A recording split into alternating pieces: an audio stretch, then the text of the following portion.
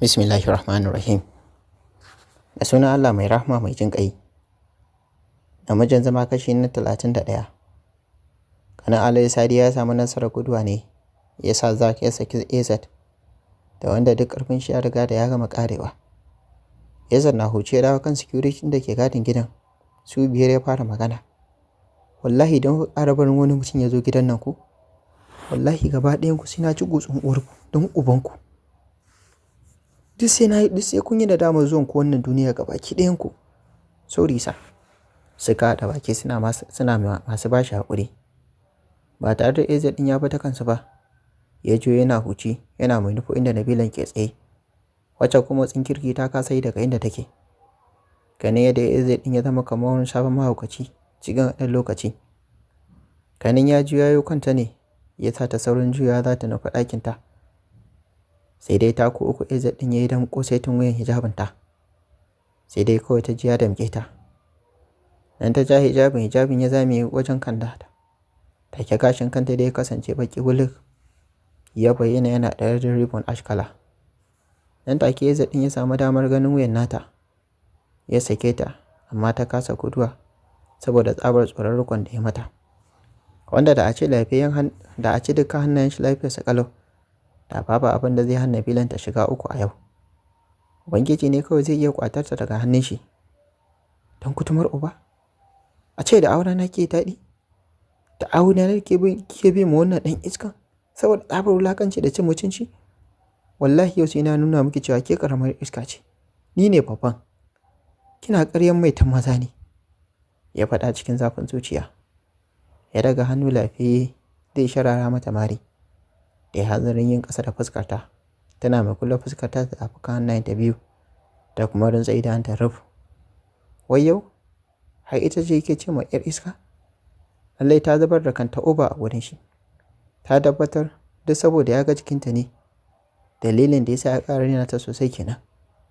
Shi yasa Bahaushe ya ce da wasa da yaro gwara kwana da yunwa. Ita ma da ba ta sake mishi ba. Tabbas za ta san hakan ma ba zai taɓa faruwa ba. Ballantana haye mata irin wannan raini da ya mata. Ta ɗinɗaɗawa kuma don ya ga tana aiki ne a ƙarƙashinsu. Shi yasa ya raina ta yanzu. Zack ya sarrarƙo hannun shi.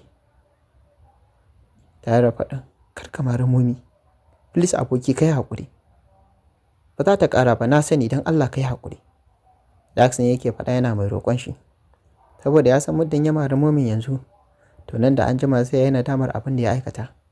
Don girman Allah ka kyale ni in koya mata hankali. Ba dai ba ta ɗaukin aure na da a bakin komai ba, haka lalika ni ma ba da ɗauki na a bakin komai ba. Yau zan nuna mata cewa tabbas akwai aurenta a kaina, akwai aure na a kanta. Ko dan kin ga na barki haka a banza, ban miki abin da zai nuna miki cewa ni mijinki bane. Ya ƙara shi magana da zafin zuciya, yana mai kwace hannun shi daga rakon da Zack ya mishi. Ya fisko ta zuwa gaban shi. Takalmin da take sanye da shi ne ya gurɗe, ya cire, saboda jan da ya mata da ƙarfi. Nan take ko ba tare ta hankara ba ta wata kwalba da ke fashe a wajen. Abinka da farar fata kuma kafa mai laushi. Nan take kwalba ta nutse a cikin kafarta. Nabila ta fasa wani irin ƙara. Sam Ezad bai bi ta kan ƙarar da ta yi ba. Haka ya jawo ta ƙi. Kafarta ta sai faman fidda jini take yi, amma san bai lura ba. Haka zalika abokin shi Zack shi ma bai lura da hakan ba. A haka ya ci gaba da jin ta sai da ya ƙara so da ita bakin mota. Yana zo ya buɗe motar ya jefa ta ciki. Sai ihu Nabila take. Ezad ya sha zallan iskanci ne da kuma wulakanci ya sa ta ihu. Na haka bai bi ta kanta ba, shi ma ya shiga motar ya zauna. Zack shi ma ya shiga ɓangaren direba. Ezad na ruwan bala'i da masifa ya ja mota suka fice daga cikin gidan. Baki ɗauke ni a bakin komai ba Momi. Da ni da aure na duk baki ɗauke ni a bakin komai ba. Ina kallon ki ne kawai Nabila. Na san abin da yake kallo na. Kawai saboda kin raina ni? Kawai saboda kin raine ni? Ba fa kaina aka fara auren macen da ta girma namiji ba. Wallahi tunda ba ke kika haife ni ba, sai na nuna miki cewa wane ne ni, sai na nuna miki matsayina a kanki. Kai na sabon gidana. Wallahi sun matallahi yau sai na nuna wa Nabila cewa ni cikakken namiji ne, kuma daidai nake da ita. Eza da ya ƙara shi magana mai kallon Zack. Saboda masifa dai kammanin shi sun fi su canza. To, Zack ɗin ya amsa da sauri. Kudin shi ma kan laifin Nabila ya dawo kan shi. Nabila ta ƙara fashewar wani sabon kukan. Tun ya ce a wuce da ita zuwa gidan shi. Cikin kuka take faɗin, wallahi ba zan je gidanka ba, ɗan iska kawai.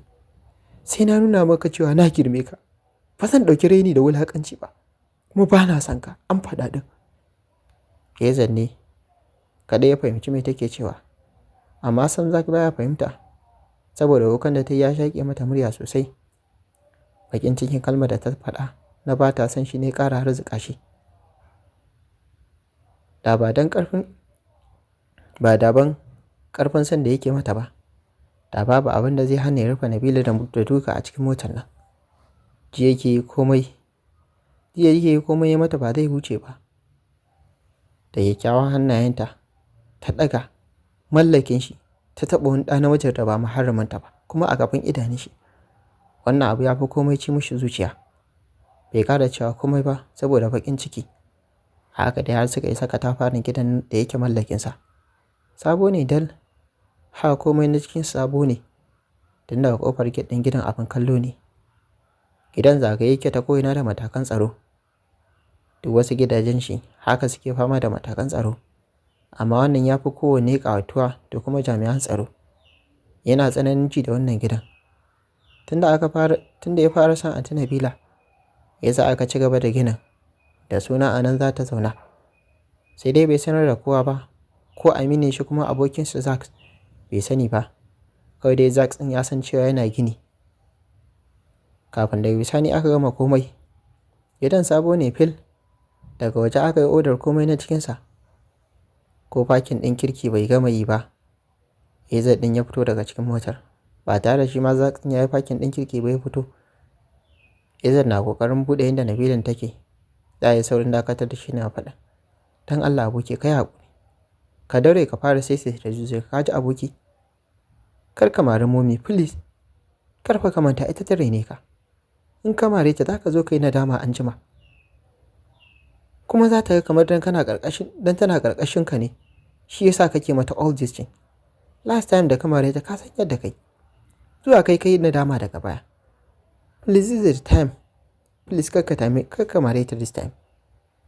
Annabi bai ce mu dinga dukan iyalanmu ba kamar yaranmu. Zack ya yi mashi magana cikin sanyin murya. Ya zadda kamar bai ji shi ba. Ya buɗe inda Nabilan take cikin zafin zuciya ya jaro ta kamar wata tsohuwar mota. Sam Eza baya iya control ɗin kanshi musamman idan ta ɓaci. Dole Zack ya dawo tarshen momi. Duk da ita ma Nabila tana da nata laifi. Ita kan kuka take yi ta kasa cewa komai. Wanda aikin kuka babu abin da take. Saboda jan da Eza take mata a ƙasa. Hakan ya sa ta kasa taka ƙafarta. Ƙafarta ta ƙara kumbura ta yi sintim. A yanzu ba ta daina zubar da jin da take ba. Sai kuma uban ihu take tana faɗin ƙafata. Amma ina Sam Eza bai fahimci abin ta Anty Nabila take faɗa ba sakamakon yadda murya ta tirsa shi. Haka zalika Zack shi ma bai fahimta ba. Har wani lokacin yana biye da su a baya. Ina ya sa ƙofar da za ta sada shi zuwa falon gidan. Ya daura hannun shi take ƙofar ta buɗe. Ta lokacin yana janye da ita, ya yi tsakiyar falon da ita, wanda ya kasance faffaɗan gaske. Aljannar duniya. Abin da ya fito daga cikin bakin Zack kenan, yana mai ƙarewa falon kallo ta ko'ina. Falon ƙasaitacce ne, an yi mishi fenti onion color mai launin light da dark. Suna yasowa tsakiyar falon daidai kan kafet ɗin. A tsakiyar falon ya yi watsi da Anty Nabila kamar kayan wanki. Da faɗa ƙasa ta kwanta a saman falon. Bombs ɗin ta yi da ku sakamakon yadda ta yi wata irin faɗuwa don haka ta fashe da matsanancin kuka. Da hannunki ke taɓa wani ɗa namiji wanda ba muharraminki ba? Ya faɗa cikin zafin zuciya. Yana mai ƙarewa Anty Nabila kallo da ke kwance tana kuka. Ta zama wata kalar tausayi. Cikin wani lokaci wani zazzaɓi mai zafin gaske ya rufe ta ruf. Ga kuma zafin da take ji a ƙafa ta yana ratsa ta har zuwa sassan jikinta. Ba wanda zai hana ni da zane ki momi. Baƙin cikin da kika cusa min a zuciyata ba zai misaltu ba yau din nan. dole sai na zane ki. Eze ya faɗa cikin zallan baƙin ciki. Ya ɗago zai yi mata hijabin da ke cikinta. Kam ta riƙe hijabin sakamakon babu komai a cikinta. Eze ya ga fararen cinyoyinta sun bayyana. Duk da a cikin masifa yake, amma sai dai yawon bakin shi ya tsinke. Ya yi hanzarin rufe inda ya yayi mata, sakamakon Zack suna ƙoƙarin shigowa cikin falon. Eze ya sa kan shi cikin hijabin. Ya hange ta tambar haihuwar uwarta, babu komai a cikinta. Kai, wato haka ma kika zo wajen wancan ɗan namijin tsirara, ba kaya. Saboda rarrabar san mazanki ko? Ya faɗa a bayyane. Yadda ya yi magana ita kaɗai ce za ta ci, amma Zack ba zai iya ci ba, wanda sai fama haƙuri yake ba su. Na ran Eze da kuma ɓaci. Bai ce komai ba, ya miƙe zuciyar shi a harzike. Ya isa gaban TV da ke manna a cikin bangon da kusa mamaye ilahirin bangon. Wallahi kin ja kanki. Sai na zane ki momi. Duk duniya ban ga wanda ya hana ni zane ki ba momi. Kai dole sai na zane ki. Ya ƙare shi yana mulimshi idanu. Zuciyar shi na ƙara wanta farfasa tana hantsalo a waje. Ya fisgo connecting ɗin wayar da aka yi da cikin talabijin ɗin. Ta da ke tsaye ya zuba musu idanu. Shi magana tashi ma dariya take bashi don yanzu ta daina ba shi haushi. Wai zai zane ta sai ka ce wani ubanta. Ya juyo a matuƙar fusace. Za ya ga dai da gaske yake ƙoƙarin dukan momi yake, kuma gaskiya shi ba zai iya bari a daki momi ba. Don idan ya dake jama'a an jima sai ya ladama. Na haka ya ƙara dauro ya fara magana. Please aboki kai haƙuri mana dan Allah. A cewar Zack. Ina. Sam Izzat ma bai ji shi ba. Idanun shi sun gama rufewa ruf. Ya biya wa dokin zuciya. Ya ɗaga wayar wutar kenan zai zuba wa momi. Ta kuma ta rintsa idanunta saboda tsoro. Har ta fara jin zafin bulala tun kafin bulala ta sauka a saman jikinta. Na haka ta fasa wani ihu. Daidai lokacin da yake ƙoƙarin zuba mata bulalar.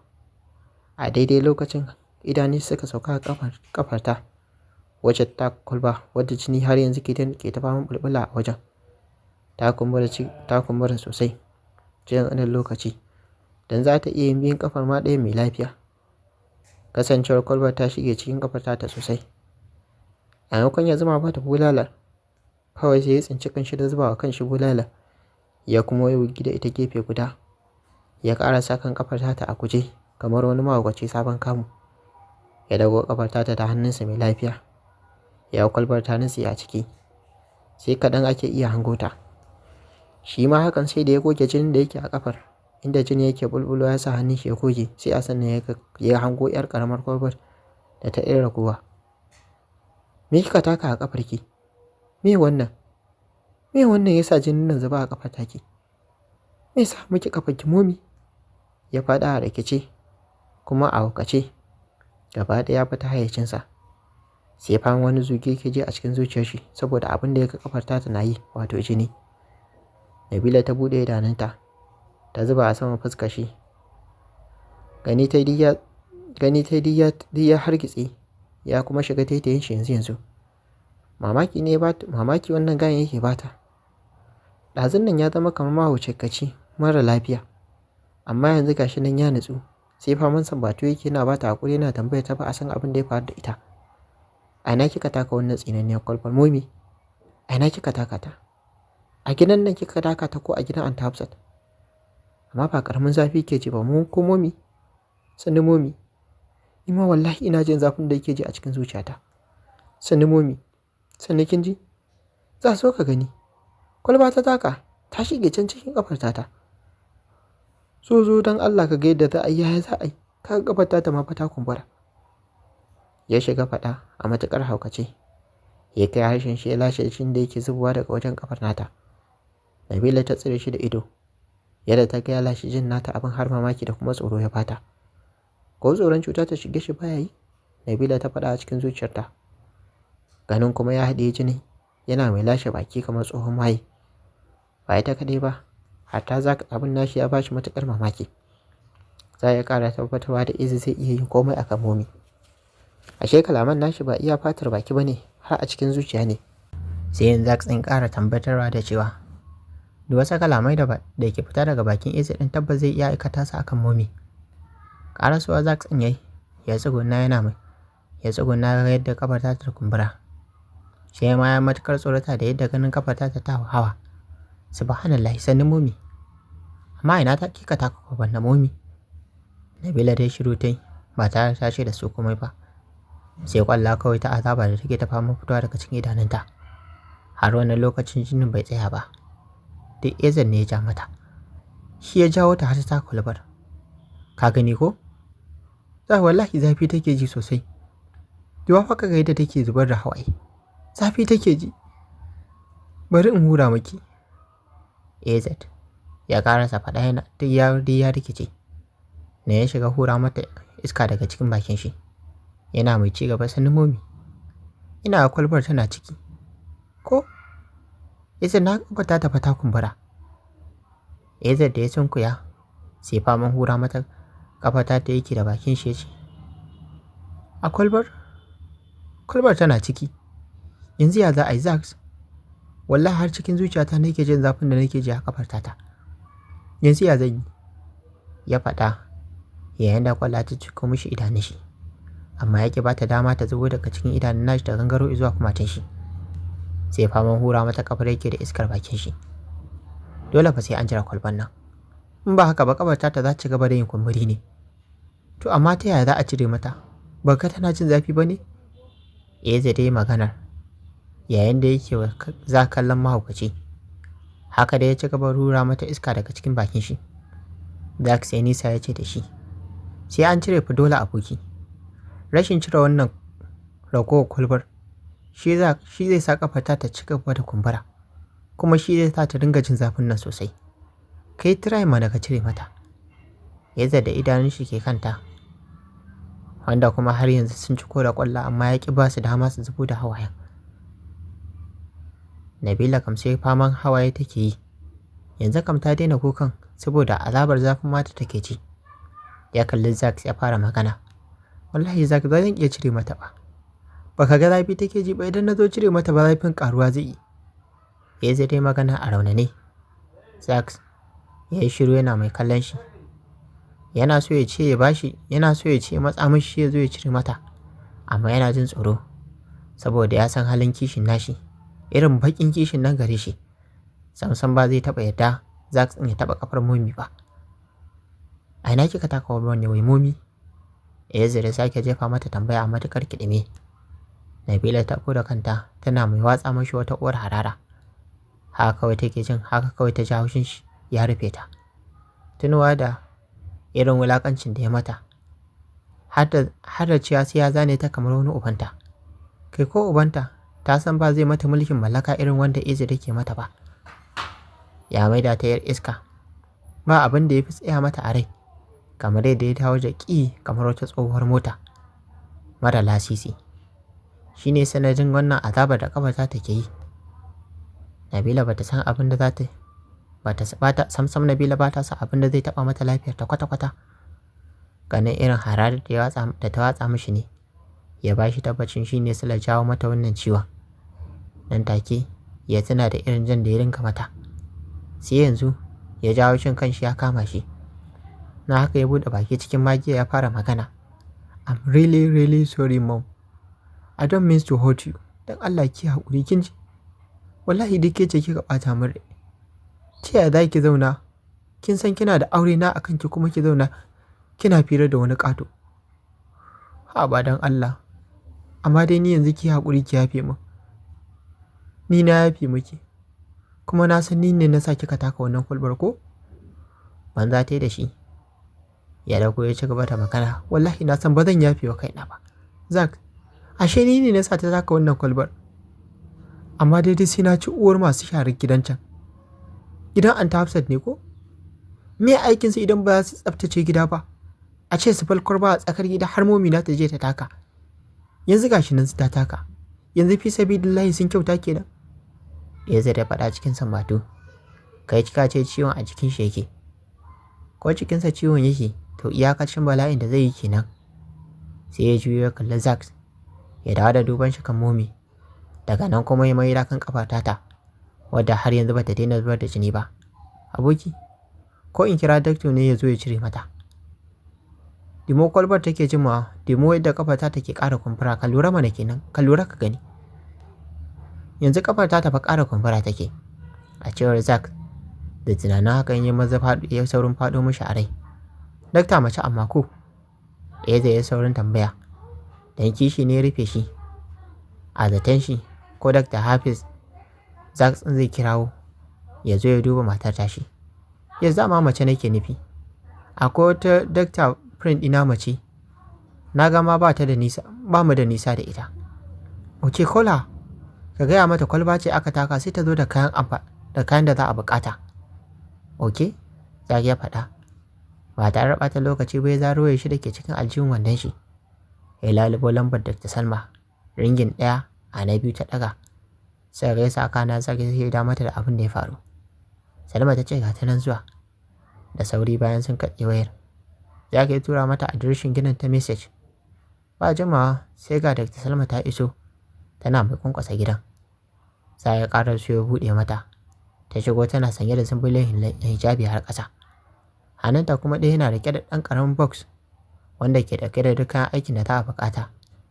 Sai ɗayan hannun makullin motar ta da kuma wayar ta kirar Samsung. Ezar har yanzu sai faman hura mata kafarta da yake da iskar bakin shi. Sai faman sanne yake mata kamar wacce take aikin naƙuda. Sai zufa Nabila take duk kuwa da sanyin AC da ke busuwa a cikin falon. Domin kowace kusurwa akwai AC guda ɗaya wacce take ba wa falon iska. Falon na da mahaukacin girma. Daga can Ezra da kallon shi ga Salma da akalla ba za ta wuce shekaru 35 da haihuwa ba. Ba ta taɓa aure ba. Tana da matsakaicin tsawo da kuma kyau. Shakulo ce ba za a kira ta da mai kyau ba, kazalika ba za a kira ta da mummuna ba. Komai nata is normal. Tunda ta shigo falon take kallon Nabila da AZ da yake ta fama aikin hura mata iska da iskar bakin shi. In a kallon farko, Dr. Salma ta fahimci tabbas akwai ƙwayoyin halitta na soyayya da ke wanzuwa a tsakanin su biyu. Idanun AZ ba sa taɓa ɓoye soyayyar da yake wa Nabila. Duk mai hankali ko kuma wanda ya san zafin soyayya dole ne ya fahimci inda kallon shi ya dosa. Mamakin wace ce ita a gare shi yawan za a cikin zuciyar Dr. Salma. Ta fara tambayar kanta da kanta. Wace ce kuma wannan ɗin a wajen shi? Kowa ya san waye AZ. Haka zalika kowa ya san wace ce matar shi ɗaya ce cal wato Na'ima. Gaida shi Dr. Salma ta yi cike da girmamawa saboda ta san waye shi a ƙasar. Ya amsa wanda kallo ɗaya wa Dr. Salma ya ɗauke kan shi. Shi dama mutum ne ba ma abucin kallon mata ba. Akan momi ne kawai idanunsa ke narkewa. Yanzu ma kwata-kwata mata ba sa gaban shi. Wai, sannu dole fa ki ji zafi. Kwalba kika taka ko? Dr. Salma ta faɗa bayan ta ajiye ɗan box ɗin da ke hannunta. Ta sunkuya tana mai kallon kafar Nabila da Eze da riƙe ta kamar da gaske zai iya cire mata kwalbar da ke wajen. Sai inda Salma ta samu damar ƙarewa Nabila kallo. Ba taɓa ganin mai irin kyawunta ba sai yau. Masha Allah. Abin da ta faɗa kina a ranta. Amma a zahiri sai ta ɓuke da faɗin. Wannan cire mata. Dr. Salma ta faɗa. Hade da buɗe ɗan ƙaramin box ɗin da ta ajiye. Da ta ajiye ta fara fito da kayan aikin da za ta buƙata. Kamar na wanke ciwo. Allura cire zafi. Ya zai da limshe idanunsa. Ya buɗe sa akan dakta ɗin yana faɗin. Please amma ki mata a hankali don Allah ina roƙonki. Murya nan ta safal tausayin Nabila. Dr. Salma da ta nan mai da hankalinta ta kalle shi sannan ta ce, to ranka shi daɗe, an gama. To ma sauraro, bari mu dakata ana duba da halin lokaci. Sai a tara a shiri na gaba don jin za ta kai a cikin labarin da muke kawo muku mai suna namijin zuma. Wannan ya Bakar Sadiq nake kawo muku shirin channel tamu nake cewa. Idan wannan ne farkon zan kawo wannan channel tamu sai ku danna mun subscribe sannan ku ta mun alama ƙarar sanarwa. Domin ya dinga sadar ku da zarar mu ɗora sabon shiri. Kana ku ta wani alamar like domin ƙara mana ƙwarin gwiwa. Sannan ku share na bidiyon ga abokananku da ke wasa da Facebook. Sannan kuna damar ajiye ra'ayi ƙorafi ko ba a comment section game da duk labin da muke kawo muku. A huta lafiya.